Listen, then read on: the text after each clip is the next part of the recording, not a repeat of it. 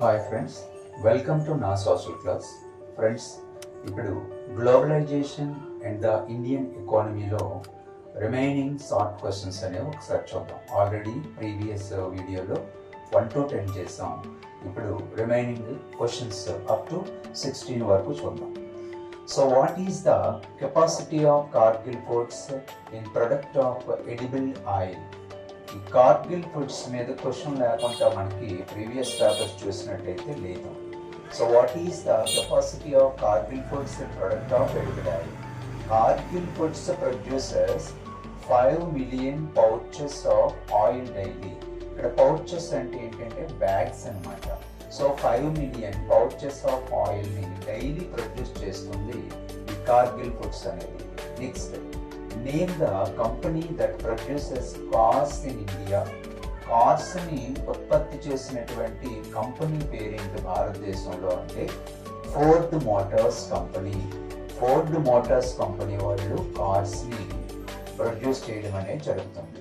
Next one, what is globalisation? మనకు main topic. Globalisation means it is the process of rapid integration, అంటే కలయిక. It is the process of rapid integration or ఇంకో answer ఇవ్వచ్చు, ఇది simple, inter connection between countries. Inter connection between countries is called as the globalisation. Globalisation అంటే ఏంటి? Inter connection between countries. Next bit, define the term liberalisation. Liberalisation ఈ question అనేది రిపీటెడ్గా వస్తుందండి. Define the word or define the term liberalization. Removing barriers. Simple అండి, answer ఏంటి? Removing barriers or restrictions set by the government is known as the liberalization. ప్రభుత్వం చేత ఏవైతే restrictions ఉన్నాయో, ప్రభుత్వం చేత విధించినటువంటి ఆంక్షలని తీసివేయటమే లిబరలైజేషన్. ఎందులో? ట్రేడింగ్లో, అంటే బిజినెస్లో గవర్నమెంట్ ఇచ్చినటువంటి బ్యారియర్స్ లేదా రిస్ట్రిక్షన్స్. బ్యారియర్స్ అంటే ఏంటి? ఇక్కడ ట్యాక్సెస్. ఓకే అండి. Next, find the missed one. ఈ టైప్ ఆఫ్ క్వశ్చన్స్ అనేవి వస్తాయి మనకి పబ్లిక్లో కూడా.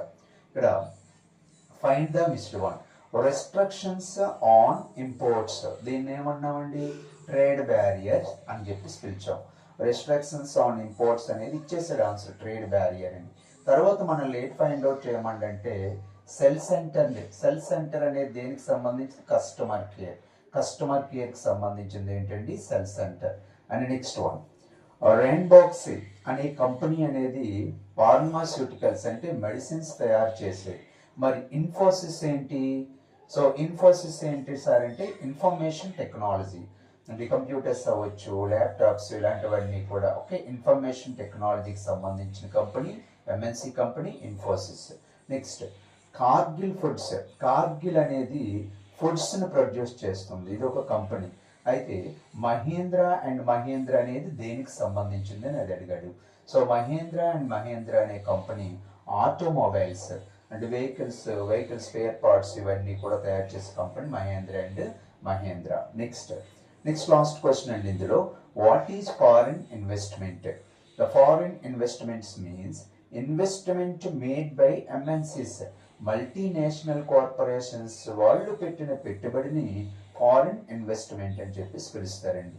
Okay friends, so these are the main important questions from the globalisation and the Indian economy. So friends మర్చిపోకండి. సో మీకు ఇంకేమైనా డౌట్స్ ఉన్నట్టయితే నాకు కింద కామెంట్ బాక్స్లో రాసినట్టయితే వాటిని మరలా వీడియోస్ చేయడం అనేది జరుగుతుంది. Okay, thank you so much.